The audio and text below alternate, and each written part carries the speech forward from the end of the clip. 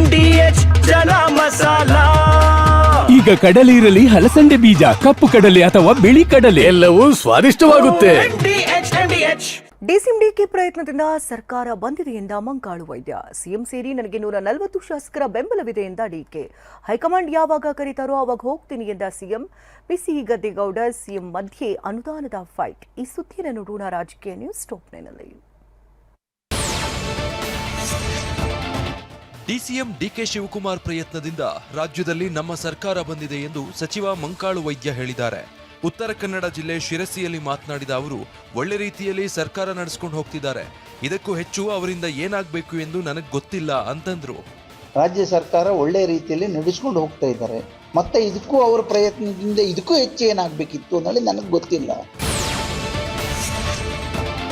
ನಾನೊಬ್ಬನೇ ಅಲ್ಲ, 224 ಕ್ಷೇತ್ರದಲ್ಲಿ ಕಾರ್ಯಕರ್ತರು ಕಷ್ಟಪಟ್ಟಿದ್ದಾರೆ ಅಂತ ಡಿಸಿಎಂ ಡಿಕೆ ಶಿವಕುಮಾರ್ ಹೇಳಿದ್ದಾರೆ. ಬೆಂಗಳೂರಲ್ಲಿ ಮಾತನಾಡಿದ ಅವರು, ಎಂಎಲ್ಎ ಕಿವಿಯಲ್ಲಿ ನಾವು ಏನೋ ಹೇಳಿರ್ತೀವಿ, ಅವರು ಆಸೆ ಇಟ್ಕೊಂಡಿರ್ತಾರೆ.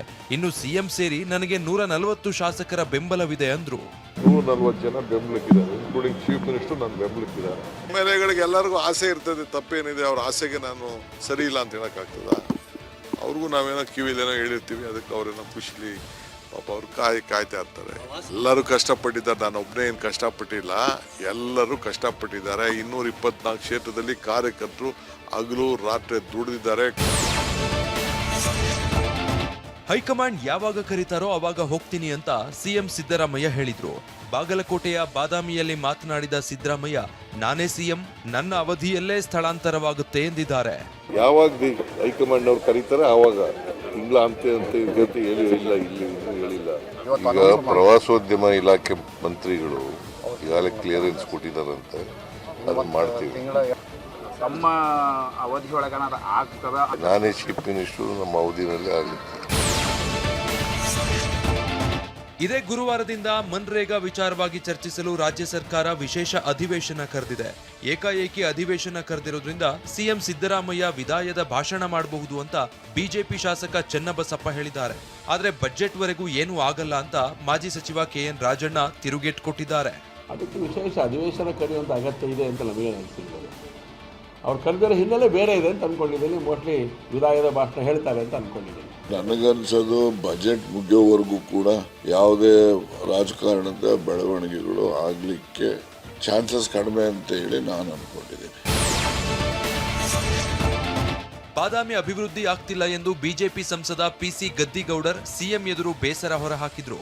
ಬಾಗಲಕೋಟೆ ಜಿಲ್ಲೆ ಬಾದಾಮಿಯಲ್ಲಿ ಚಾಲುಕ್ಯ ಉತ್ಸವದಲ್ಲಿ ಮಾತನಾಡಿದ ಅವರು, ಬಾದಾಮಿ ಅಭಿವೃದ್ಧಿಪಡಿಸುವ ಜವಾಬ್ದಾರಿ ನಮ್ಮ ಮೇಲಿದೆ. ಕೇಂದ್ರಕ್ಕೆ ಪ್ರಸ್ತಾವನೆ ಕಳಿಸಿದ್ರೆ 200 ಕೋಟಿ ಅನುದಾನ ತರುವೆ ಅಂತ ಹೇಳಿದ್ರು. ಇವತ್ತು ಏನು ಹಣಕಾಸು ಬಳಸದೆ ಇವತ್ತು ಇನ್ನೂ ಕೆಲಸ ಕಾರ್ಯಗಳು ಉಳಿದಿವೆ, ಅವು ಎಲ್ಲವೂ ಕೂಡ ಇವತ್ತು ಬೇಗನೆ ಮುಗಿಬೇಕು. ಬಾದಾಮಿ ಅಭಿವೃದ್ಧಿ ಆಗ್ತಿಲ್ಲ ಎಂದು ಅಸಮಾಧಾನ ಹೊರಹಾಕಿದ್ದ ಬಿಜೆಪಿ ಸಂಸದ ಪಿಸಿ ಗದ್ದಿಗೌಡರ್ಗೆ ಸಿಎಂ ಸಿದ್ದರಾಮಯ್ಯ ತಿರುಗೇಟು ನೀಡಿದ್ರು. ಚಾಲುಕ್ಯ ಉತ್ಸವದಲ್ಲಿ ಮಾತನಾಡಿದ ಸಿಎಂ, ನಾನು ಪ್ರಸ್ತಾವನೆ ಕೊಡ್ತೇನೆ, ಕೇಂದ್ರ ಸರ್ಕಾರದಿಂದ ಹಣ ಕೊಡಿಸುವ ಜವಾಬ್ದಾರಿ ನಿಮ್ಮದು. ಈ ಹಿಂದೆ ಕೇಂದ್ರ ಸರ್ಕಾರಕ್ಕೆ ಮನವಿ ಮಾಡಿದ್ದೆ, ಅನುದಾನ ಕೊಟ್ಟಿಲ್ಲ. ನೀವು ಹೇಳಿದ್ದೀರಿ ಪ್ರಸ್ತಾವನೆ ಕಳಿಸ್ತೀನಿ, ಕೇಂದ್ರದಿಂದ ಹಣ ಕೊಡಿಸಿ ಅಂತ ತಿರುಗೇಟು ನೀಡಿದ್ರು. ಗದ್ದಿಗೌಡರು ಒಂದು ಮಾತನ್ನ ಹೇಳಿದ್ರು, ಕೇಂದ್ರ ಸರ್ಕಾರದಿಂದ ಸಹಾಯವನ್ನು ಮಾಡಿಸ್ತೀನಿ ಅಂತಕ್ಕಂಥ ಮಾತುಗಳನ್ನು ಹೇಳಿದ್ದಾರೆ. ನಾನು ಯಾವಾಗಲೂ ಕೂಡ ನಿಮ್ಮ ರಿಕ್ವಿಷನ್ ಕೊಡಬೇಕು ಅಂತ ಹೇಳಿದಿರಲ್ಲ, ಅದನ್ನು ನಾಳೆನೇ ಕೊಡೋಣ. ನೀವು ಕೇಂದ್ರ ಸರ್ಕಾರದಿಂದ ಹಣ ಕೊಡಿಸ್ತಕ್ಕಂಥದ್ದು ನಿಮ್ಮ ಕೆಲಸ ಅಂತಕ್ಕಂಥ ಮಾತುಗಳನ್ನು ಹೇಳಲಿಕ್ಕೆ ಬಯಸ್ತಾ ಇದ್ದೇನೆ. ಬಿಜೆಪಿ ಸಂಸದರು ಹೇಳೋದಕ್ಕಿಂತ ಮಾಡಿ ತೋರಿಸಲಿ ಅಂತ ಸಚಿವ ಶಿವರಾಜ್ ತಂಗಡಗಿ ವಾಗ್ದಾಳಿ ನಡೆಸಿದ್ರು.